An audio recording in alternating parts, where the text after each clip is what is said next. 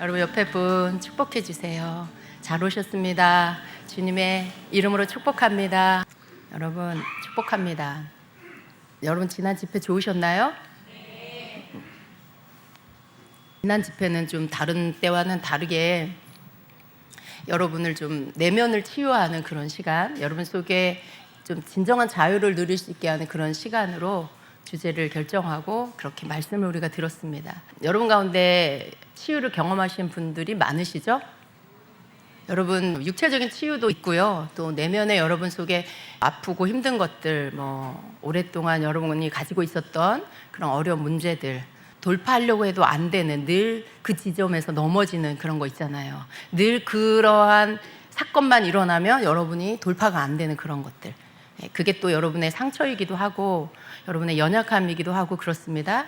근데 그런 부분들에 있어서 좀 다루심을 받고 그것들이 좀 이렇게 여러분이 말씀을 들으면서 그 문제들의 원인을 깨닫게 되고 그것이 왜 나에게 그런 일들이 계속 일어나는지에 대한 것들에 대해서 말씀을 통해 비침을 받고 이런 것들 여러분 있으셨죠? 치유라는 건요, 여러분 왜 아픈지를 알아야 치유를 받을 수 있는 거예요. 원인을 모르면요 그냥 늘 이렇게 그냥 후시딘 한번 바르고 데일밴드 한번 이렇게 붙여놓고 그냥 그런 거죠. 진짜로 그 속에 있는 문제의 원인, 그 아픔의 원인을 여러분이 치유를 받을 수가 없습니다. 근데 여러분 이번 집회를 통해서 여러분 중에 다는 아니지만요 많은 분들이 크게 작게 이 부분에 대해서 여러분이 좀 터치를 받으신 줄로 믿습니다. 여러분이 치유를 받는다는 것은 굉장히 큰 축복이에요. 그건 여러분 속에 있는 보이지 않는 종양을 떼어내는 것과 같습니다. 여러분 안에 이제는 문제가 뭔지, 내가 어떻게 반응해야 되는지 이런 부분들에 대해서 여러분이 알게 되는 시간이에요.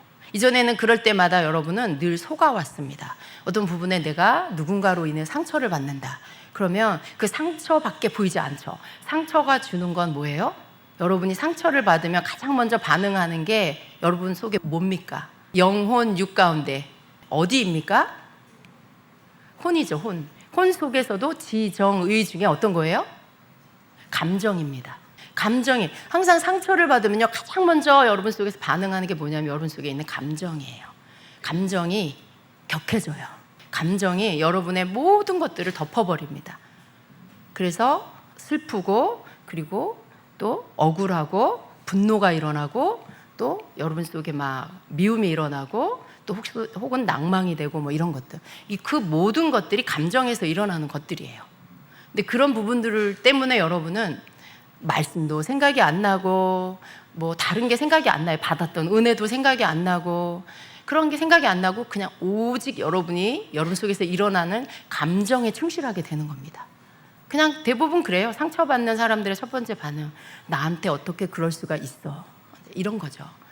되게 마음 아프고 속상하고 억울하고 이런 것들, 이게 다 감정입니다. 근데 여러분 끊임없이 여러분이 상처가 일어날 때마다, 상처를 받을 때마다 여러분이 끊임없이 하루가 가고 이틀이 가고 3일이 갔는데도 계속해서 그렇게 반응하고 있으면 여러분의 상처는 해결이 되지 않아요. 여러분의 문제는 해결되지 않습니다.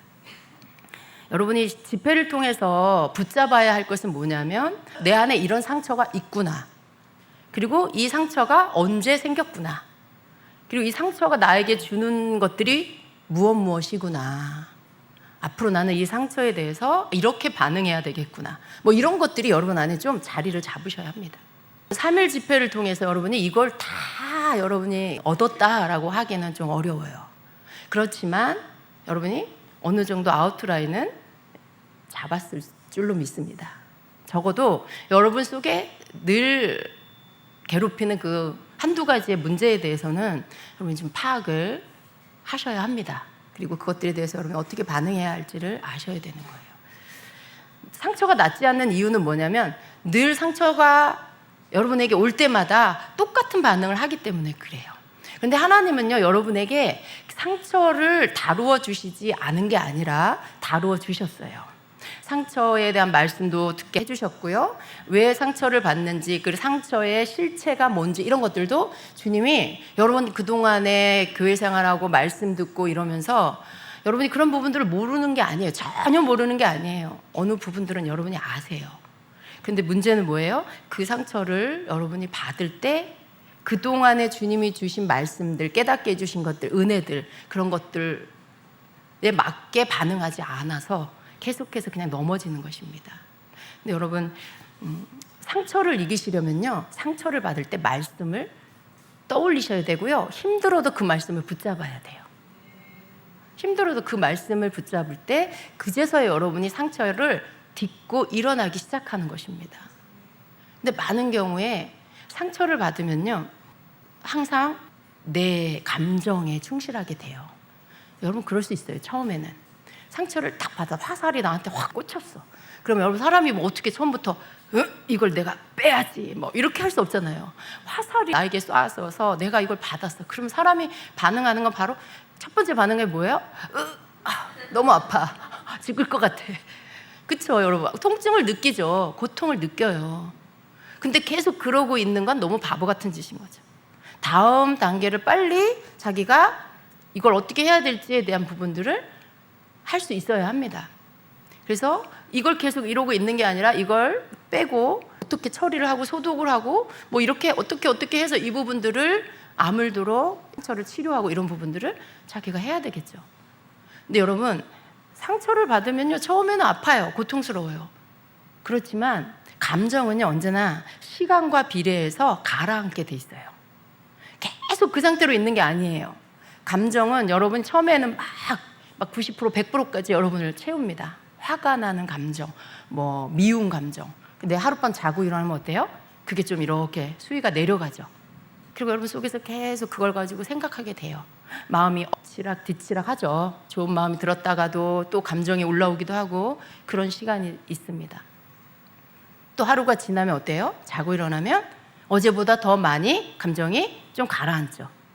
감정이 가라앉으면서 동시에 떠오르는 게 뭐냐면 여러분의 이성적인 판단력, 통찰력 이런 것들이 올라와요. 감정으로 다 뒤덮여 있을 때는 이성적인 생각이 들지 않습니다. 여러분이 감정을 가라앉히면 판단력이, 제대로 된 판단력이 올라오고요, 이성적인 생각들이 이렇게 올라와요. 합리적인 생각들이. 그러면 여러분이 그 일에 대해서 너무 여러분 주관적으로 여러분의 감정만 중요시하는 그런 생각이 아니라 좀 이렇게 건강한 생각을 조금씩 할 수 있게 돼요. 그럴 때 여러분, 그때가 바로 하나님 앞에 바른 반응을 할 때입니다. 여러분 인정하셔야 돼요. 여러분의 잘못, 여러분의 부족함, 또 하나님 앞에서 여러분이 하지 않았던 것들, 뭐 이런 것들, 그런 것들도 다 인정하고, 그리고 또 누군가가 여러분에게 상처를 줬다면 그 사람도 잘못한 게 있겠죠. 근데 상처받는 사람들이 계속 상처 안에 머무는 큰 원인 중에 하나 뭐냐, 모든 것을 상대편 탓을 해요. 거기에서는 내 잘못은 없는 게 돼버리죠. 근데 여러분, 그런 관점으로는요, 상처에서 헤어날 수가 없습니다. 정직하셔야 돼요. 내가 잘못한 부분들을 내가 인정할 줄 알아야 됩니다. 내가 연약하든지 모르든지 아니면 아직 그 부분에 대해서 할 힘이 없든지 뭐가 됐든지 분명히 내가 잘못한 부분이 있어요. 그 부분을 내가 정직하게 인정할 줄 알아야 돼요. 하나님 앞에서도, 나 자신에게도, 사람에게도. 그게 여러분이 그 상처 혹은 그 문제를 빨리 해결할 수 있는 방법입니다. 하나님 앞에 정직하게 고백하세요. 여러분 자신의 부족함을, 여러분이 잘못한 것을, 여러분이 바르게 하나님 앞에 반응하지 못한 것을, 그리고 여러분 자신 그걸 인정하고 그 부분에 여러분 마음 안에서 여러분 그것을 인정하셔야 돼요. 그랬을 때 여러분이 주님께서 다음 단계를 이끌어 가실 때 대화를 하든지 누구하고 그 문제들에 대해서 풀어가든지 간에 거기에서 진정한 소통이 이루어질 수 있어요. 소통은 뭐예요? 내가 저 사람 얘기를 들어주고 저 사람이 내 얘기를 들어주고 그 안에서 내가 인정할 걸 인정하고 저쪽도 인정할 걸 인정하고 저쪽도 받아주고 나도 받아주고 받아주면서 해결점을 찾는 거죠. 그러면서 거기에서 화해가 이루어질 수 있죠. 근데 이 소통이 되어지지 않는다는 것은 아직 나는 잘못한 게 없고 내 잘못이 아니라고 주장하고 있는 겁니다. 근데 그러면 해결되지 않아요. 여전히 나는 어떻게 해요? 상처를 다시 싸서 내가 가지고 가버리는 거죠. 여러분, 그러면 계속 다람쥐 쳇바퀴 돌듯이 여러분 삶 안에 그 상처로 인해서 계속 골마 터지는 인생을 살 수밖에 없어요. 하나님이 주시고자 하는 그런 축복의 삶이 아니라 계속 어느 한 군데 삶의 한 부분이 무너져 내려요. 마치 자기의 어떤 살을 갉아먹고 있는 병을 앓고 계속해서 사는 것 같은 그런 영적인 하나님이 주시는 풍요를 누리지 못하고 사는 그런 삶이 됩니다. 여러분, 그냥 어떤 때는요, 받아들이세요. 어떤 상황에 대해서 상처를 받는 이유는요, 또 다른 면에서는요, 좀 여러분 또 제 말을 들으면 화가 날 수도 있겠지만요, 사실은요, 상처받기 싫은 마음이 너무 강해요. 그 마음 안에 뭐가 숨어 있냐면 나 자신 나를 너무 사랑해요. 고통받는 거 싫고, 자존심 상하는 것도 싫고, 무시당하는 것도 싫고, 뭐 그런 거예요. 그 모든 게 싫은 이유는 내가 나를 지키고 싶어서. 그 마음 깊은 곳에는요, 사실은 나를 너무 사랑하는 마음이 있는 거예요. 때로 하나님이 여러분을 바꾸실 때요, 이런저런 일들을 다 허락하실 때가 있어요. 많은 경우 여러분이 상처를 받고 상처에 대해서 바른 반응을 하시면요, 그 반응한 후에 여러분은요, 굉장히 영적으로 성숙한 사람이 됩니다. 적어도 사람들을 수용할 줄 아는 사람이 돼요. 사람들의 모습을 있는 그대로 받아들일 수 있고, 또 그 사람 그럴 수 있지, 그 사람 그럴 수 있어, 이렇게 좀 너그러운 사람이 되는 거예요. 근데 상처받는 게 싫고 상처받으면 너무 아프고 막 그 상태로 있으면 어떤 일 속에서도요, 저 사람이 나한테 어떻게 그럴 수가 있어, 저 사람이 나한테 왜 그래, 모든 게 이렇게 반응해요. 나는 아니고 그냥 모든 게 다른 사람이 나한테 잘못한 거, 이게 돼버립니다. 물론 아프니까 그렇겠죠. 근데 그 아픈 것 때문에 계속해서 그렇게 나아가면요, 결국은 다른 사람들은요, 상관없어요. 도와주고 뭐 옆에서 권면해주고 해주는데 계속해서 그 사람이 계속해서 바뀌지 않으면 어떨까요? 그래, 알았어, 그냥 네가 알아서 살아, 이렇게 말해도 저렇게 말해도 소통이 안 돼. 나는 들어주는데 자기는 안 들어줘. 그런데 자기는 또 들어주길 바래. 여러분, 좀 이기적이지 않아요? 내가 너를 들어줬으면 너도 내 말을 좀 들어줘야 되지 않냐는 거죠. 그렇지 않습니까, 여러분? 상처 있기 때문에 난 그거 못해, 그건 그냥 그 사람 얘기예요. 그러면 좋아요. 그 사람은 어떻게 돼요? 그냥 그 상태로. 사람들은 어떻게 해요? 도와주려고 막 하다가 지쳐요. 왜냐하면 어떻게 도와주려고 해도 결국 어느 지점에서는 더 이상 안 받아들이니까. 그럼 어떻게 해요? 그래, 그러면 네가 알아서 잘 살아 하고 빠이빠이 하고 이제 좀 멀리 가요. 그냥 둬요, 그 사람을. 그럼 그 다음 어떻게 될까요? 외로워요, 이 사람은. 그리고 사람들이 나에게 관심을 안 갖는다고 생각해요. 사람들이 사랑이 없다라고 생각해요. 사람들이 너무 자기밖에 모른다고 이렇게 또 생각해요. 근데 그런 건가요, 여러분? 그렇지 않아요. 정말 내가 할 수 있는 도움, 내가 할 수 있는 사랑을 해주려고 그렇게 나름 애쓴 거죠, 그 주변에서. 근데 그걸 내가 이렇게 받을 줄도 알아야 돼요. 꼭 내가 원하는 게 아니어도, 저 사람이 나한테 무슨 피를 나눈 형제라고, 가족도 아닌데 왜 이렇게 나한테 이렇게 할까? 내가 원하지도 않는데 왜 이렇게 나에게 관심을 갖고 나한테 이렇게 부탁을 하고 이렇게 나에게 권면을 할까 생각하면 어때요? 내가 원하는 스타일은 아니지만 그 사람 입장에서 보면 그 사람 나름대로 나를 도와주려고 하는 거죠. 나를 생각해서 그러는 거죠. 여러분, 그런 것들도 좀 알아줄 수 있어야 돼요. 여러분, 상처 있으면 그런 것도 알아줄 수 없는 그런 거 아니에요. 내가 상처가 있다고 해서 사람들이 나에게 베푸는 친절과 사랑과 호의도 그것도 알아봐 주지 못한다, 그렇진 않아요. 상처가 있지만 뭐 인격에 문제가 있는 거 아니에요. 어떤 장애가 있는 게 아니에요. 그냥 바르게 생각할 수 있고 볼 줄 알고 느낄 수 있어요. 그런데 나 자신만 보니까 어때요? 나 자신만 보니까 다른 사람이 나에게 하는 거에 대해서 내가 받고 싶은 것만 받아. 내가 받고 싶은 것만 받고 내가 받고 싶은 만큼만 받아요. 그리고 나는 주지 않아요. 나는 뭘 주냐면 내 속에 있는 아픔만 줘. 이렇게 나 아파, 나 힘들어, 나 외로워, 이런 것만 줘요.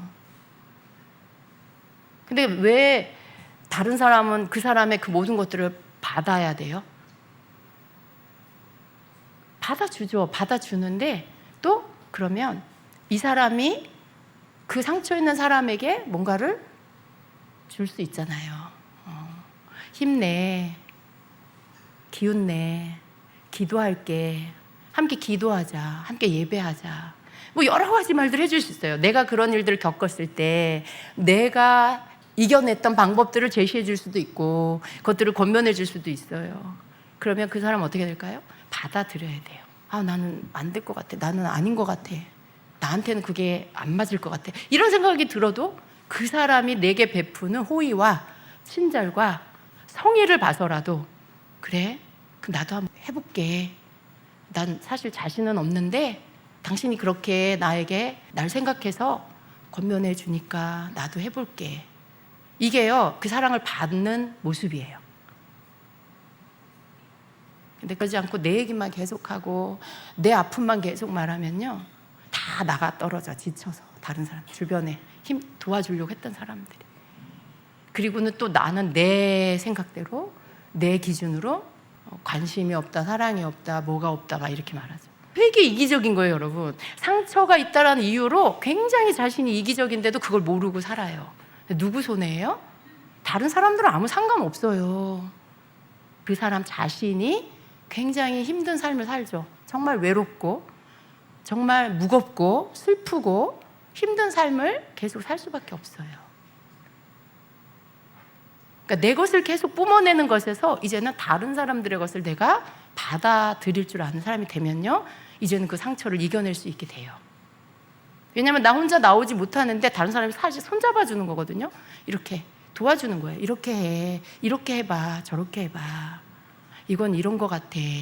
때로는 권면도 할 수 있잖아요. 조언도 할 수 있고.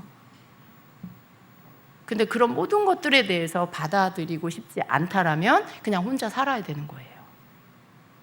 근데 그걸 받을 줄 아는 사람이 되면 그때서부터 어때요? 더 많은 사랑이 내게로 들어와요. 더 많은 사랑이 내게로 흘러들어와요. 그리고 치유받기 시작합니다. 회복이 일어나고요. 근데 많은 경우에 제가 이렇게 보면 상처 안에 갇혀있는 분들이 실수하는 게 뭐냐면 내 것은 뿜어내, 다른 사람들한테. 근데 다른 사람들이 나를 도와주려고 하는 것들에 대해서 내가 받고 싶지 않은 거, 나한테 맞지 않은 거는 거부해요. 그리고 오해해요. 그 사람을 위해서 해준 것들도 다 또 상처로 받아요. 그게 참 문제죠. 되게 슬프고 굉장히 좀 무거운 얘기인 것 같아요. 그런데 여러분, 이렇게도 하나님이 듣게 하시고 저렇게도 하나님이 듣게 하시고, 그럴 때 들을 수 있는 귀가 있어야 돼요. 아, 이 말씀 나에게 하시는 말씀이구나. 아, 이 말씀 내가 그때 어렸을 때 그랬던 것들에 대해서 말씀해 주시는 거네. 여러분, 그러면요 그 말씀 내 말씀으로 취하고 내 문제를 그 말씀에 비추어서 보면서 나에게 적용하는, 하나님 맞아요, 내가 어렸을 때 그랬어요, 우리 가정이 그랬어요. 그렇게 하면서 여러분이 그걸 가지고 하나님 앞에 자기 자신을 가지고 나아가서 고백하고 말씀드리고 인정하고 치유를 구할 수 있는 그런 시간, 그 자리까지 나아가야 합니다. 그럴 때 여러분이 주님의 치유하심이 여러분에게 임하고요. 그리고 진짜 성령의 불로 태우시든지 그 자리를 영적으로 도려내시든지 하나님이 그렇게 해서 여러분을 치유하시는 거예요. 여러분 힘으로 안 되는 걸 주님께서 치유해 주십니다. 여러분, 우리가 집회를 열고 말씀을 듣고 또 지나갔어요. 근데 여러분 계속해서 숙제가 남아있어요. 여러분의 상처에 대해서 계속 여러분에게 주신 말씀을 가지고 적용하시길 축복합니다. 여러분이 받은 말씀으로 계속 적용하면서 여러분 자신 속에 있는 상처들을 주님 앞에 가지고 나아가서 고백하고, 그리고 여러분 자신을 인정하면서 여러분 그 상처에 대해서 정말 싫어한다라면요 여러분이 그 상처에 대해서 거부할 수 있어야 돼요. 거부한다는 건 뭐냐면 그 상처를 누군가 찌를 수 있잖아요. 찌르는 건 아닌데 나는 찌른다고 느낄 수 있어요. 다른 사람이 그 상처를 건들고 싶은 게 아니었는데 어떤 말에 내가 상처를 받는 거죠. 그랬을 때 여러분 그 아픈 부분에 대해서 나 건들지 마 이렇게 반응하면은 난 치유받고 싶지 않아 이 말인 거예요. 근데 그 부분에 대해서 하나님 앞에 그냥 찢어지고 너덜너덜해진 걸 주님 전 이렇게밖에 반응이 안 돼요. 주님 저 이거 아픈데 이거 싫어요. 나 이거 더 이상 이렇게 반응하고 싶지 않아요. 그리고 그 부분에 대해서 주님 앞에 치유를 구하는 그렇게 필요합니다. 여러분, 여러분을 찔렀다고 생각하는 그 사람 미워하면요, 치유를 제대로 받을 수가 없어요. 그냥 언제나 여러분 주변에서 그렇게 하는 사람들은 그냥 하나님이 쓰시는 도구예요. 그 사람들이 의도를 가지고 저 사람 내가 힘들게 해야지, 상처 쑤셔야지 이러고 하는 사람 아무도 없어요. 어디서 무슨 말에 상처를 받았는지도 잘 몰라요, 대부분. 근데 그런 부분들에 자기 자신이 받는 상처에 대해서 누군가를 너무 미워한다거나 증오하는 감정을 갖는다거나 하면 여러분이 마음에 치유를 받기가 너무 어렵습니다. 그냥 미워하지 마세요. 그냥 여러분이 아픈 거에 대해서 주님 앞에, 주님 나 이거 너무 아파요. 주님 저 이렇게 반응하고 싶지 않아요. 이것 때문에 힘들어하고 아파하는 거 이제는 그러고 싶지 않아요. 주님이 저를 치유해 주세요. 그렇게 하도록 노력을 하세요. 안 된다는 거 알고 있어요. 여러분이 쉽게 되지 않는다는 거 알아요. 그런데 여러분은 말씀을 받은 자들이기 때문에 여러분이 노력을 하셔야 돼요. 상처받았다고 노력하지 못하는 거 아니에요. 상처받았어도요, 여러분이 할 수 있는, 노력할 수 있는 게 있습니다. 그 노력 여러분의 몫이에요. 여러분이 하셔야 돼요. 모든 걸 다 주님 해주시는 게 아니에요. 내가 노력해야 될 부분, 애써야 될 부분은 하셔야 되는 거예요. 상처는요, 여러분 주님과 여러분 사이에 사실은 어쩌면 뭐 주님과 관계도 막혀 있는 분도 계시겠지만 많은 경우에 주님과는 괜찮을 수도 있어요. 근데 대부분 사람과의 관계죠. 근데 내가 주님 앞에서만 괜찮으면 괜찮은 게 아니고요, 관계에서 여러분이 풀어져야 돼. 이게 해결이 돼야 진정한 상처가 치유되기 시작합니다. 사람하고의 관계가 풀어지지 않아. 하나님하고는 나는 괜찮아. 그런다고 된 게 아니에요. 사람하고의 관계에 이제는 더 이상 그런 것들에 내가 막 여기에다가 겹겹이 싸놓고 이러면 상처는 그냥 덮여 있는 거죠. 이렇게 덮여 있는 거예요. 그 안에 골고 막 그런 것들이 그냥 있는데 계속 그냥 덮어놓는 거예요. 이런 거예요. 말씀을 들었으면 내가 조금 큰 거예요. 왜냐하면 비추임을 받았기 때문에 그 부분에 대해서 방법을 알려주신 거예요. 그러면 내가 그 방법을 가지고 내가 노력해야 되는 거죠. 그만큼 여러분이 이전보다는 컸다는 거죠. 컸기 때문에 큰 만큼의 것들을 여러분이 해 나가시는 이 노력이 필요합니다. 한 방에 여러분 완전해지라는 말씀이 아니에요. 한 방에 여러분 제대로 반응하라고 드리는 말씀이 아니고요. 여러분이 말씀 듣고 깨달은 만큼에 대한 것은 여러분이 노력하시고, 그리고 여러분의 자신의 치유를 위해서 해야 할 것들을 해 나가시고, 여러분 몫은 여러분이 하시고 하나님이 해주실 것은 하나님이 해주시고, 그렇게 하실 때 여러분이 빨리 상처에서 벗어날 수 있습니다. 사실 생각해보면요, 여러분 생각하기 나름이에요. 생각하기 나름이에요. 그게 그렇게 막 심각하게 여러분의 모든 것들을 걸고 막 고민하고 힘들어할 일이 아니거든요. 그냥 생각하기 나름. 나 그냥 그렇게 생각하지 않을래. 안 되면 그거 노력할 수 있거든요. 저는 상처 안 받았었을까요? 저는 막 상처도 하나도 없이 그렇게 살았을까요? 이런 얘기를 해줄 수 있는 건요, 다 경험했기 때문에 그런 거예요. 상처 안에 갇혀도 있어보고 그 상처에서 헤어나와 봤기 때문에, 그리고 그 이후에 또 상처들이 오잖아요. 그럴 때 그 상처를 내가 이겨내는 방법들을 했기 때문에 여러분에게 이런 말씀을 해드릴 수 있는 거예요. 상처 받으면요, 받는 사람만 손해예요. 거기에 내가 얼마나 영향을 받을 것이냐는 내가 결정하는 거예요. 내가 100% 영향 받을 거냐, 아니면 50%만 받을 거냐, 아니면 10%만 받고 털어버리고 갈 거냐, 이건 내가 결정하는 거예요. 내 생각으로 어떤 것들을 내가 생각을 무엇으로 결정하느냐에 따라서 그렇게 할 수 있어요. 여러분, 오늘 해가 뜨고 이제 해가 지고 밤이고 조금 있으면 이제 또 오늘이라는 시간이 다 갑니다. 내일이 또 와요. 내일이. 무슨 말이냐면, 여러분 오늘 상처받은 거 있습니까? 여러분 오늘은 영원하지 않아요. 자고 일어나면 또 새로운 해가 뜹니다. 너무 여러분 상처를 끌어안고 살지 마시라는 거예요. 그냥 보내세요. 오늘과 함께. 오늘 아픈 건 여러분 오늘과 함께 그냥 보내시고요. 내일은 내일을 맞이하세요. 새로운 날을 맞이하시고 새로운 생각과 새로운 여러분 관점과 새로운 마인드로 그날을 맞이하고 사세요. 주님이 함께 하시는데 뭐가 그렇게 문제예요? 왜 이렇게 과거의 것들, 어제의 것들을 가지고 오늘 또 망가뜨리고, 또 어제의 것을 가지고 또 주어지는 오늘을 또 망가뜨리고 그렇게 살아요.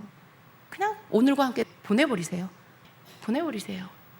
여러분에게서 그냥 떠나보내세요. 그리고 내일은 또 내일 하나님이 주시는 그 삶 속에서 그렇게 사세요. 어떤 때는 그냥 상처가 여러분에게 지나가 버리게 할 수 있습니다. 할 수 있습니다. 왜냐하면 하나님의 말씀이 우리에게 가르쳐 주시는 대로 하면 돼요. 그게 무슨 사람의 신념이나 철학이 아니고요. 하나님의 말씀이 있기 때문에 우리가 그 말씀을 따라서 가면 그렇게 할 수 있는 거예요. 그게 하나님의 말씀이고 하나님의 가르침이기 때문에 우리가 해야 하는 거예요. 그게 사람의 가르침이면 안 해도 돼요. 여러분 하고 싶은 대로 하세요. 근데 하나님의 말씀이기 때문에 우리가 그 말씀을 따라서 그렇게 하기로 선택하고 그렇게 가는 거예요. 그렇게 해야 하는 거예요. 그렇게 하시기를 축복합니다. 집회로 인해서 여러분 상처들이 많이 드러나고 그랬는데요. 걱정하지 마세요. 뭐든지 드러나야 그게 해결이 돼요. 그렇게 하시기를 축복합니다. 오늘 제가 말씀을 준비한 부분에 길지 않은 말씀이라 여러분 빨리 함께 나누도록 하겠습니다. 요한복음 8장 1절부터 11절 말씀이에요.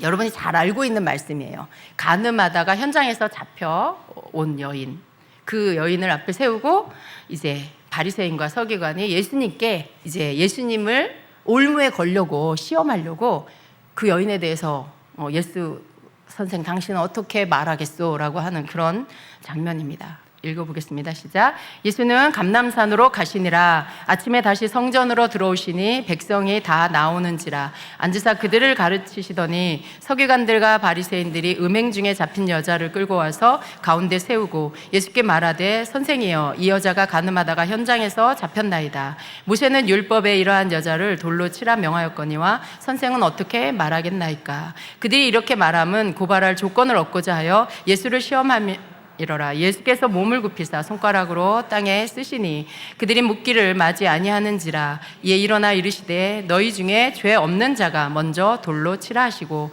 다시 몸을 굽혀 손가락으로 땅에 쓰시니 그들이 이 말씀을 듣고 양심의 가책을 느껴 어른으로 시작하여 젊은이까지 하나씩 나가고 오직 예수와 그 가운데 섰는 여자만 남았더라. 예수께서 일어나사 여자 외에 아무도 없는 것을 보시고 이르시되 여자여 너를 고발하던 그들이 어디 있느냐. 너를 정죄한 자가 없느냐. 대답하되 주여 없나이다. 예수께서 이르시되 나도 너를 정죄하지 아니하노니 가서 다시는 죄를 범하지 말라 하시니라.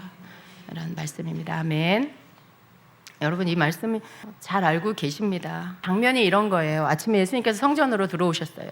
백성들이 이렇게 예수님께로 가까이 모여옵니다. 그들이 예수님의 가르침을 듣고 싶어서 예수님 주변으로 이렇게 모여온 거죠. 그런데 어떤 다른 또 한 무리가 예수님께로 옵니다. 그들이 누구냐면 바로 바리새인과 또 서기관들인데요. 그들이 어떤 한 여인을 끌고 예수님 앞으로 와서 그 여자를 모든 무리의 중앙에다 세워놓습니다. 근데 말씀해 보니까요, 그들이 그렇게 하는 이유가 뭐냐면 예수를 시험하여 책 잡을 것들, 어떤 구실을 잡아서 예수님을 좀 이렇게 처단하려고 하는 그런 꿍꿍이를 가지고 악한 속마음을 가지고 이제 예수님께 그 여인을 끌고 온 겁니다. 시험하려고. 근데 그들이 예수님께 뭐라고 말해요? 모세의 율법에는 이러한 여인을 돌로 치라고 했습니다. 예수 선생, 당신은 뭐라고 말하겠소? 라고 묻습니다. 여러분, 우리가 한번 생각해 보면요, 이 상황이 예수님이 참 난처한 상황일 거다라는 생각이 들지 않습니까? 정말 간음하다 현장에서 잡혔어요. 어떻게 변명할 여지도 없고 뭐라고 할 수도 없는 그냥 빼도 박도 못하는 죄의 현장에서 잡혀갖고 왔어요. 그러니까 이 상황에 대해서 율법에서는 이러한 여인을 돌로 치라고 했는데 당신은 뭐라고 하겠어? 뭐라고 해야 될까요? 어떻게 보면 굉장히 지금 이 상황이 아주 민감한 그런 사항입니다. 사람들은요, 이 시대의 사람들은요, 일반적으로 어때요? 사람들 생각은요, 와, 간음마다 현장에서 잡힌 여인, 이건 말도 안 돼. 그런 거죠. 대부분 어때요? 비난과 정죄를 그 여인에게 이미 속으로든지 겉으로든지 퍼붓고 있을 것입니다. 그리고 그들은 어때요? 그때 당시의 법대로 이미 손에 돌을 하나씩 들었어요. 모세 율법에 그런 여자는 돌로 쳐서 죽이라고 했기 때문에 이미 그들의 손에는 돌을 하나씩 들고 있습니다. 예수님은요, 지금 무슨 말을 해 주셔야 할까요? 지금 이 상황에 모세의 율법과 하나님의 마음과 뜻, 이 여인을 향한, 이 죄인을 향한 하나님의 마음과 뜻을 동시에 충족하는 말씀을 해 주셔야 되는 거예요. 그러나 예수님은요, 어떻게 하셨습니까? 이 여인에게 돌을 던지라고 말씀하지 않으셨어요. 그렇다고 이 여인의 편을 들어주신 것도 아닙니다. 예수님은요, 바리새인들이 구실을 찾아서 예수님을 올무에 걸리게 하려고, 그래서 예수님을 처단하려고 하는 속내를 이미 다 알고 계셨어요. 예수님은요, 이 상황 앞에 잠시 침묵하십니다. 그리고 땅에 뭔가를 이렇게 쓰세요. 근데 그들이요, 기다리다가 어떻게 해요? 예수님께 막 다그쳐요. 빨리 대답하시라. 예수님께서 침묵하신 후에 읽고 대답을 하십니다. 7절에 보니까요, 이에 일어나 이르시되 너희 중에 죄 없는 자가 먼저 돌로 치라 라고 말씀하세요. 너희 중에 죄 없는 자가 먼저 돌로 치라. 돌로 치는 거 맞는데 조건이 있다. 너희 중에 죄가 없는 자가 먼저 돌로 치거라 라고 하신 거예요. 그러자 조금 전까지만 해도 금방이라도 여인에게 돌을 던질 기세였던 이 사람들이요, 그 가운데 침묵이 흐릅니다. 그리고는요, 잠시 후 어떻게 돼요? 어른으로부터 시작해서 젊은이에 이르기까지 들었던 돌을 다 하나씩 내려놓고는요, 그 자리를 떠나기 시작했어요. 9절에 그들이 이 말씀을 듣고 양심의 가책을 느껴 어른으로 시작하여 젊은이까지 하나씩 나가고 오직 예수와 그 가운데 섰는 여자만 남았더라 라고 말씀해요. 어느새 사람들은요, 다 떠나고 아무도 남지 않았습니다. 그 자리에는요, 오직 붙잡혀온 여인과 예수님만 남아 있습니다. 예수께서 일어나사 여자 외에 아무도 없는 것을 보시고 이르시되 여자여, 너를 고발하던 그들이 어디 있느냐? 너를 정죄한 자가 없느냐? 이렇게 물으세요. 대답하여 주여 없나이다. 예수께서 이르시되 나도 너를 정죄하지 아니하노니 가서 다시는 죄를 범하지 말라 하시니라 라고 말씀합니다. 여러분, 이것을 우리가 자칫 잘못 이해하면요, 예수님이 간음한 그 여인의 편을 들어준 것처럼 생각할 수도 있어요. 그죠? 여러분 어떠셨어요? 아, 예수님이 이 여인의 편을 들어주셨구나. 여러분 중에 이렇게 생각하신 분이 계신가요? 얼핏 그냥 보면 예수님이 이 여인의 편을 들어주신 것처럼 보입니다. 근데 여러분, 그렇지 않습니다. 예수님은요, 이 여인의 편을 들어주신 것이 결코 아니에요. 하나님이요, 긍휼이 많으시다고 해서 죄를 범했는데도 그냥 그가 불쌍하니까 없었던 일로 해줄게 이렇게 하시는 분이 아니에요. 한 명 대 다수니까, 이들이 이 사람을 공격하고 죽이려고 하니까, 아, 이 사람 혼자라 불쌍하다, 그러니까 그냥 내가 이 사람 편 들어주자, 그런 게 아닙니다. 여러분, 예수님이 지금 그런 마음으로 이 여인의 편을 들어주신 것이 아닙니다. 분명히 이 여인은요, 죄를 지었고요, 죄인이에요. 근데 이렇게 말씀하신 것은 다만 이 속에 들어있는 그 뜻이 뭐냐면, 예수님은요, 모두에게, 여인을 포함한 거기에 있는 모두에게 누가 죄인을 심판할 자격이 있는가를 가르쳐 주신 거예요. 죄인인 그 사람을 심판할 자격이 누구에게 있는가를 가르쳐 주신 겁니다. 너희 중에 죄 없는 자가 먼저 여자에게 돌을 던져라. 이 말씀은요, 죄 없는 자만이 돌을 던질 자격이 있다라는 뜻이기도 합니다. 예수님이 이 대답 앞에 돌을 들었던 사람들은요, 생각했을 것입니다. 그래, 나는 죄가 없는가? 이 생각했겠죠. 생각해 보니까 그렇지가 않은 거예요. 자신들의 수치스러운 죄가 생각나기 시작했을 거고요, 자기는 결코 죄 없는 자가 아니라는 양심의 소리가 들려왔을 겁니다. 이 여인처럼 죄가 밖으로 드러나지는 않았지만 남몰래 수도 없이 반복해서 지은 죄가 생각났을 거고요, 이 바리새인과 서기관들처럼 그 속마음에는 예수님을 시험하려고 한 이런 어떤 이 사악한 죄를 가지고 일을 꾸미는 것, 이것도 아마 양심의 소리는 들었을 겁니다. 이 사악한 죄, 또 뭐 살면서 다른 사람 속인 죄, 거짓말한 죄, 폭력을 행한 죄, 여러 가지 그런 자신이 결코 죄가 없지 않다는 것이 생각날 즈음에 손에 들고 있던 돌을 내려놓고 조용히 그 자리를 빠져나갔을 것입니다. 어른으로부터 젊은이까지 하나씩 빠져나갔습니다. 여러분, 왜 어른들이 먼저 빠져나갔을까요? 그렇죠. 젊은이보다 어른이 죄가 더 많잖아요. 더 많은 세월을 살았기 때문에 죄도 비례해서 더 많이 지었겠죠. 그러니까 어른에서부터 젊은이, 어른들이 먼저 하나씩 빠져나가면서 나이 젊은 사람이 이제 또 빠져나가기 시작한 거죠. 그러니까 무슨 말이에요? 모든 사람이 죄인이라는 거죠. 예수님은요, 이 여인에게 정죄에 대해서 말씀하십니다. 아마도 이 여인은요, 이미 어땠을까요? 극심한 정죄감에 짓눌려 있었을 거예요. 이미 현장에서 잡혀서 오면서부터 얼마나 수치스럽고 정죄를 느끼고 이미 그 마음이 짓눌려 있었을 것입니다.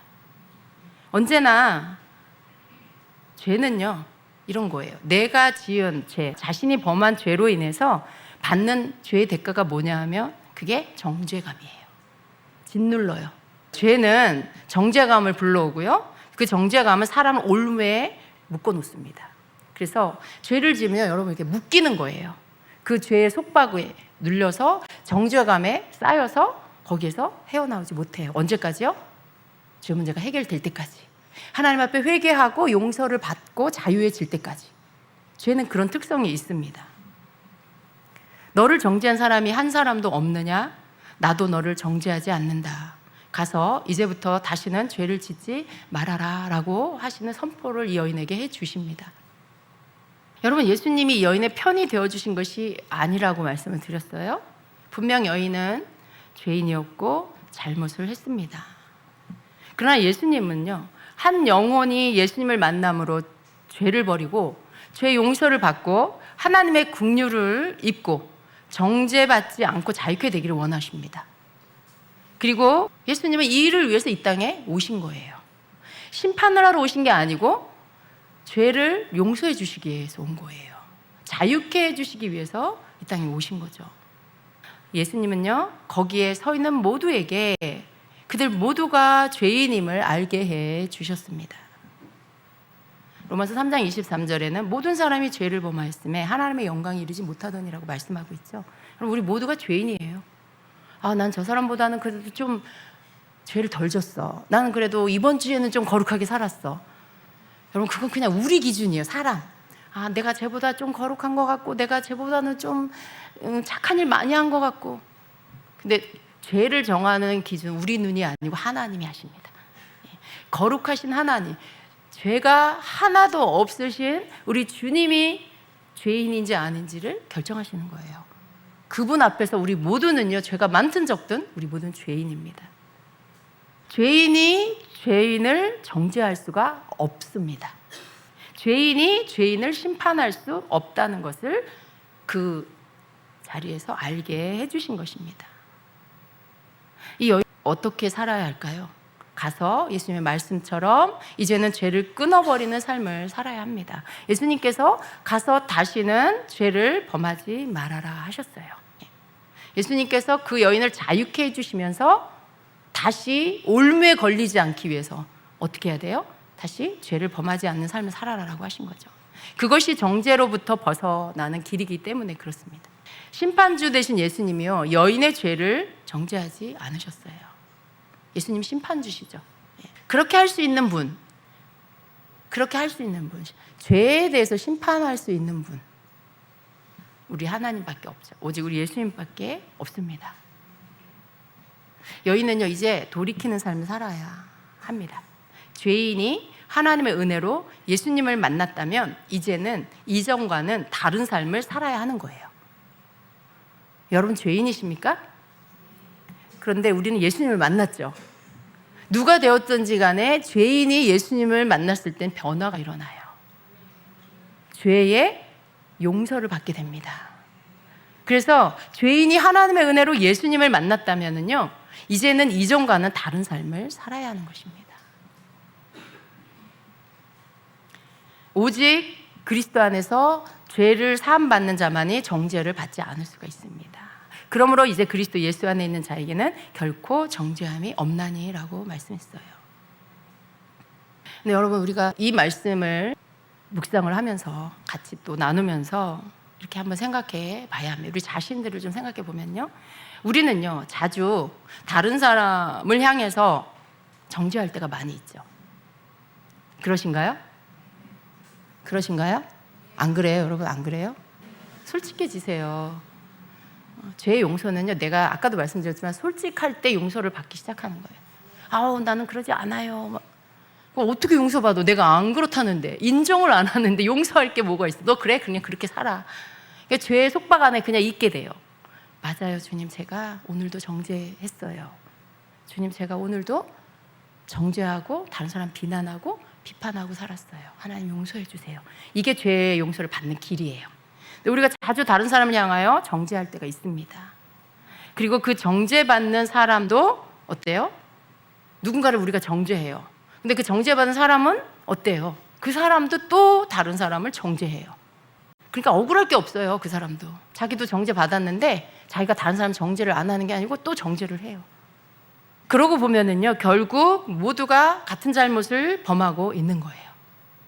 그러니까 우리는 말씀으로 이렇게 들어서 알아요. 아, 그래, 다른 사람 정죄하면 안 되지, 비난하면 안 되지, 판단하면 안 되지. 근데 그런 것들을 하게 될 때가 있죠.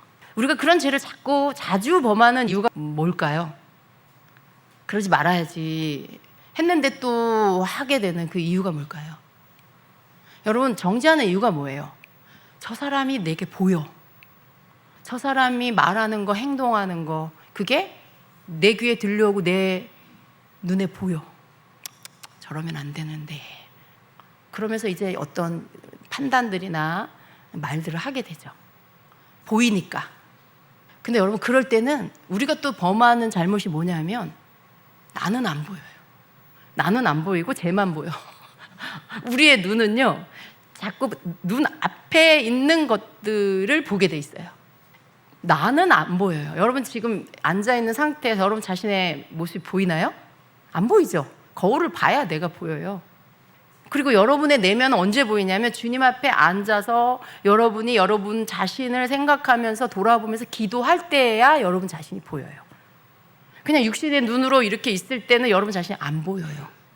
그냥 다른 사람이 보이죠. 다른 사람이 자꾸 눈에 보이니까 다른 사람의 행동, 다른 사람의 말 이런 게 눈에 보이니까 어떻게 해요? 더 많이 그런 거 정죄하고 판단하고 이런 것들을 안 해야지 그러다고 눈에 보이니까 자꾸 하게 될 때가 있어요. 결국 그렇게 하는 이유가 뭐냐면 다른 사람을 먼저 보게 되기 때문에 그렇습니다. 근데 우리가 먼저 봐야 할 존재는 누굴까요? 나 자신이에요. 우리는 나 자신을 먼저 봐야 합니다. 그리고 나서 다른 사람을 봐야 돼요.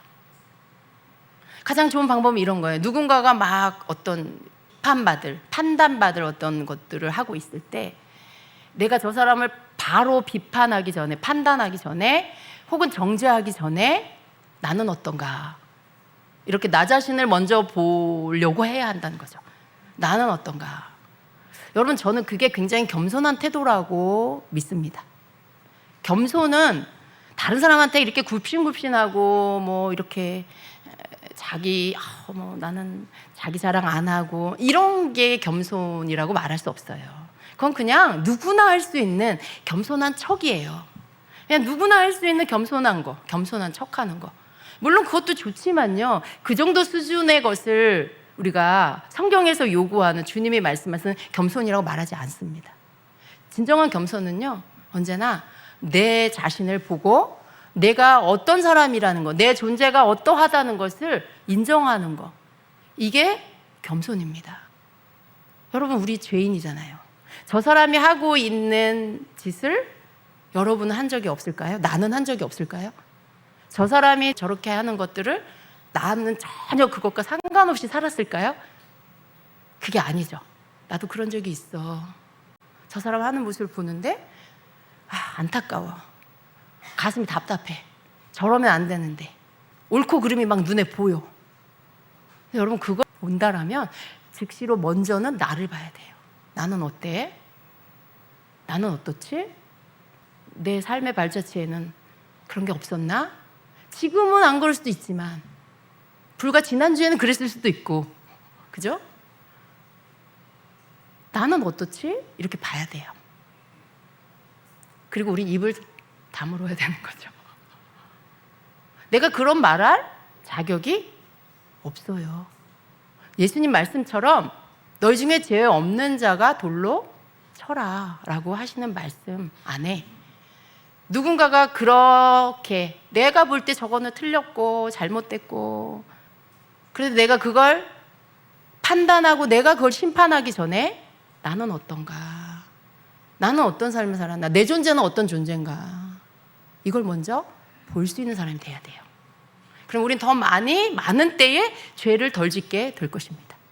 남에게 돌을 들어서 던지려고 하는 이 행동을 우리는 더 많이 안 할 수가 있게 되는 거죠. 예수님께서 왜 그 여인을 끌고 온 무리들에게 죄 없는 자가 먼저 돌로 치라고 했을까요? 아까도 말씀드렸지만 죄 없는 자만이 죄인을 정죄하고 심판할 수 있기 때문에 그렇습니다. 그러면 우리는 어떨까요? 우리는 정죄할 자격이 있을까요?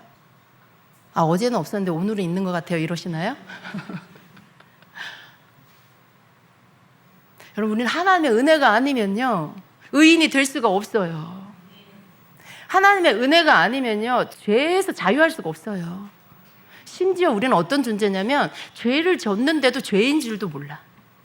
우리가 그것이 죄인 줄 아는 이유는 하나님의 말씀을 우리에게 주셨기 때문이고요. 하나님의 빛이 우리를 비춰주셨기 때문에 우리가 그게 죄인 줄 알아요. 감사하게도. 그래서 우리는 회개할 수 있는 기회가 우리에게 주어지는 거예요. 그 은혜죠. 모든 게 하나님의 은혜예요. 하나님의 은혜 때문에 내가 죄인인 줄 알고, 하나님의 은혜 때문에 내가 말한 게, 내가 행동한 게 그게 죄였구나, 이게 죄구나라는 걸 깨달을 수 있고요. 그런 우리가 누군가를 향해서 저 사람 저거 틀렸네, 맞았네, 너 그러면 어떻게 그렇게 살아, 우리가 그렇게 할 수 있는 존재가 아니라는 거예요. 그러니까 오늘 우리가 이 말씀 가운데서 예수님이 우리에게 말씀하시는 그 부분이 나를 보자 그죠? 나를 보자라는 거죠. 저 사람을 향해서 내가 무언가를 비난하기 전에 나를 먼저 보고 내 속에도 죄라는 것들이 있다라는 것을 인정한다라면 나는 멈춰야 되는 거죠. 그 사람 누가 심판하실까요? 누가 심판할까요? 하나님이 하시죠. 굳이 내가 심판 안 해도요 주님이 아세요.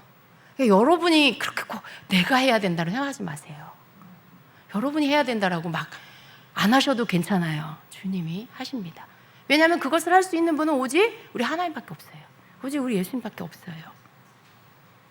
그래서 우리가 그러한 부분에 있어서 남을 비난하고 정죄하는 거, 이 부분에 대해서 내가 먼저 나 자신을 살피면 그런 부분들에 대해서 죄를 짓는 것들, 돌을 드는 것들, 이러한 것들을 우리가 그런 죄를 범하지 않을 수 있다는 것입니다.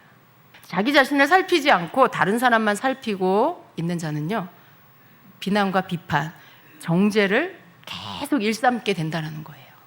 모두가 죄인임을 우리는 깨달아야 합니다. 나 자신부터 죄인임을 늘 알아야 하는 것이죠. 내가 죄인인 걸 깨닫게 되면은요 누군가가 하는 잘못된 모습을 보면은요 여러분 이런 생각이 들어야 돼요. 그래, 나도 옛날에 저랬었는데, 나도 옛날에 저랬었는데 하나님 은혜로 하나님 날 성장시켜 주셔서 내가 이제는 그것이 죄인 줄 알고 그것을 이겨낼 수 있게 됐어. 그 죄에서 내가 자유케 될 수 있게 됐어. 그렇지만 여전히 때때로 또 나는 죄를 짓잖아. 그렇게 생각하는 거예요, 여러분. 누군가를 보면요, 여러분 그 시간 통과하고 나왔으니까 어때요? 막 말해주고 싶어. 그거 아니야. 왜 그렇게 해? 너 그거 잘못됐어. 이거 이렇게 해야지. 막 이렇게 해주고 싶죠. 마치 처음부터 그러지 않았던 것처럼 자기는 한 번도 그런 적이 없는 사람인 것처럼 막 그렇게 합니다. 근데 여러분, 우리 좀 하나님 앞에서 주님이 나를 아시잖아요. 하나님이요, 우리를 창세전부터 우리를 아시고 태중에 있을 때 우리를 아시고 태어나면서부터 우리 어떻게 살았는지 다 알고 계세요. 숨길 수가 없어요. 여러분의 전적을 하나님 다 알고 계세요. 그런 주님 앞에 내가 어떻게 나는 그런 죄를 져본 적도 없는 사람처럼, 내가 지금도 그런 것과 상관없는 사람처럼, 쟤보다 훨씬 월등하게 위에 있는 사람처럼, 뛰어나고 괜찮은 사람처럼 내가 어떻게 그럴 수 있어요? 아, 옛날에 나도 그랬는데, 예전에 나도 그랬지. 너무 영적으로 어려서, 내가 너무 뭘 몰라서. 여러분, 그런 자세를 갖는 거, 그런 마음을 품는 거, 이게 여러분을 겸손하게 하는 거예요. 이게 여러분을 진짜로 겸손하게 하는 거예요. 그 고백 안에 뭐가 있냐면, 나는 나 자신으로서는 거룩할 수 없다라는 고백. 나는 나 자신으로서는 지금 내가 이전에 그 모습보다 내가 더 나은 모습으로 있다라는 게 나 자신으로서는 도저히 불가능하다라는 고백이 그 안에 있는 거예요.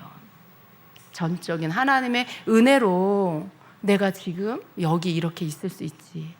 내가 지금 저게 죄이고 저게 어리석고 미성숙하고 너무 어린아이 같은 생각이고 모습이라는 거 내가 알지. 그 말은 내가 그 시간을 통과해 왔기 때문에, 성장했기 때문에 그게 보이는 거죠. 근데 그렇게 되어지는 은혜가 뭐예요? 하나님이 나에게 주신 은혜죠. 내가 뭘 잘나서, 내가 똑똑해서, 내가 거룩해서 그렇게 된 게 아니에요. 그래서 우리가 다른 사람에 대한 부분을 생각할 때, 어쩌면 여러분, 우리는 이 말씀을 가늠하다 현장에서 잡혀온 여인, 좀 일반적인 죄는 아니잖아요. 그죠? 그런 죄를 우리가 뭐 쉽게 뭐 너도 짓고 나도 짓고 막 그러는 건 아니잖아요. 어떻게 생각하면 좀 이런 죄는 그래, 사람들이 그 당시에 도를 들을 만했을 것 같아, 뭐 이렇게 쉽게 그렇게 생각할 수도 있어요. 근데 그 당시에 그게 또 그 율법을 지키는 시대였으니까. 그런데 그럼에도 불구하고 예수님은요, 그렇게 말씀하시지 않잖아요. 어쩌면 이게 우리랑 좀 상관이 없다라고 생각하실 수도 있어요. 여러분 자신과 상관이 좀 없다라고 생각하실 수도 있어요. 그런데 그렇지 않아요. 죄는요, 요만한 죄든지 뭐 이만한 죄든지 뭐 마음에 음욕을 품은 죄든지 실제로 간음을 했든지 혹은 살인을 했든지 하나님 앞에서는 다 똑같은 죄죠. 물론 죄의 경중이 있겠지만은요, 그러나 죄라는 것 안에는 다 포함이 되는 거예요. 근데 그 죄를 바라보는 관점이, 예수님 그걸 말씀해 주시는 거죠. 비난하고 정죄하고 싶니? 그럼 너가 죄가 없으면 그렇게 해.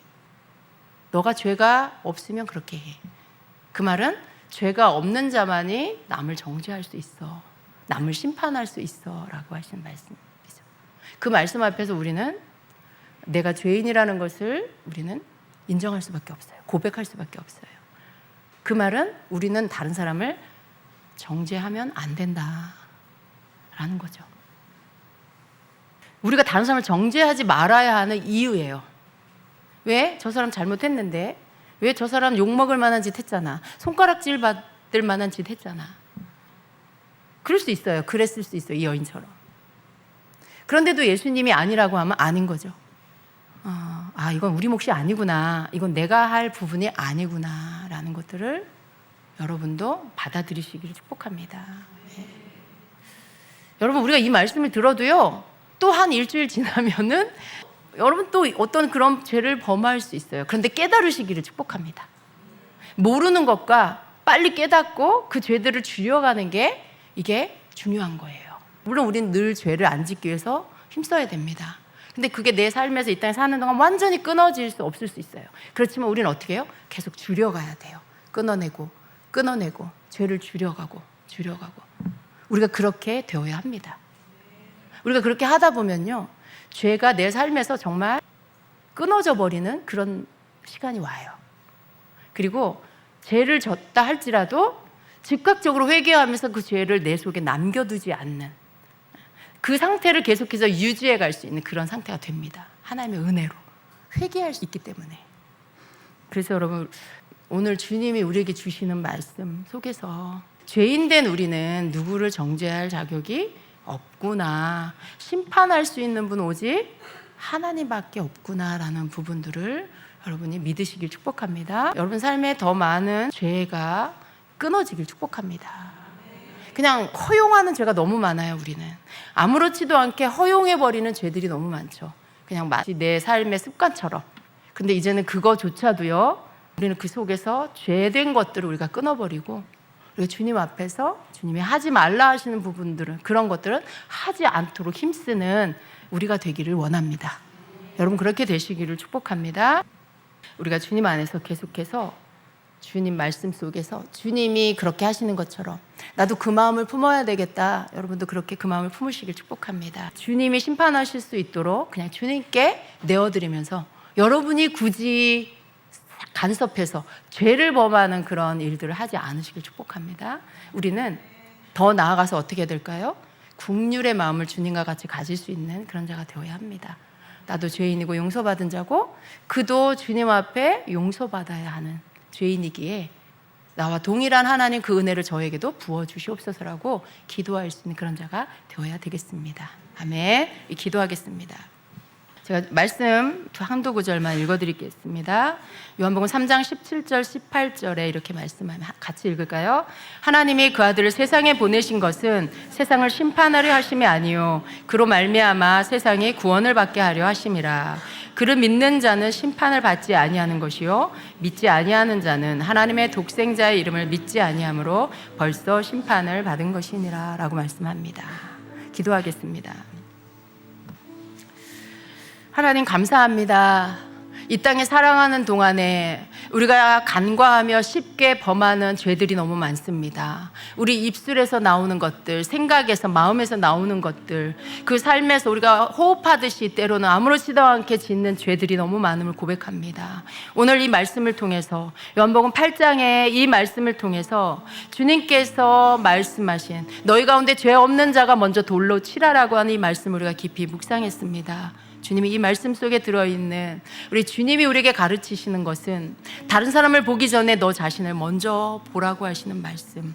보이는 사람을 먼저 보고 판단하고 심판하고 정죄하는 것이 아니라 죄인 되었다가 죄사함 받고 용서받은 나 자신을 언제나 먼저 보는 자가 되라고 하시는 말씀으로 우리 마음에 받습니다.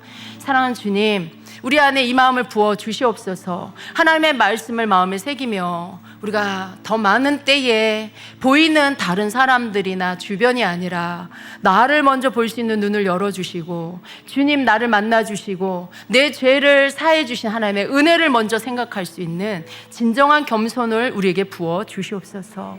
내 자신을 주님 앞에 겸손히 낮출 때에 내 존재가 누구인지, 내가 어떻게 용서를 받았는지, 내가 어떻게 주님 앞에 의인이라 칭함을 받을 수 있게 되었는지, 내가 어떻게 주님 주신 구원을 얻을 수 있었는지를 깨닫고 그것으로 인하여 내 입을 다물고 나의 마음에 올라오는 판단과 정죄를 멈추며 주님 앞에 오히려 긍휼의 마음을 품을 수 있게 될 것입니다. 하나님 우리에게 이 은혜를 부어 주시옵소서. 하나님 우리에게 이 사랑을 부어 주시옵소서. 우리 힘으로 할 수 없는 이 사랑을, 이 긍휼을 주님께서 부어 주셔서 하나님 우리에게 당부하신 다른 사람을 정죄하지 말라고 하시는 이 말씀을 우리가 준행하여 나아갈 수 있도록 도와주시옵소서.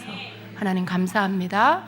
오늘도 우리는 죄인인 것을 고백하며 주님의 은혜, 주님의 보혈이 아니고서는 씻음받을 수 없는 죄인된 우리가 주님 앞에 용서를 구하며 나와 다른 사람을 용서해 주시기를 구합니다. 알지 못하여 깨닫지 못함으로 여전히 죄 가운데 있는 우리 가운데 있는 자들, 우리 주변에 있는 자들을 용서하여 주시고 내게 깨닫게 해주신 것처럼 그들도 깨닫게 하여 주시옵소서. 그들도 회개할 수 있는 은혜를 부어 주시옵소서. 그래서 주님 용서받고 주님이 주시는 구원의 은혜, 의인됨의 그 축복을 얻는 자들이 되게 하여 주시옵소서. 아멘. 예수님의 이름으로 기도합니다. 아멘.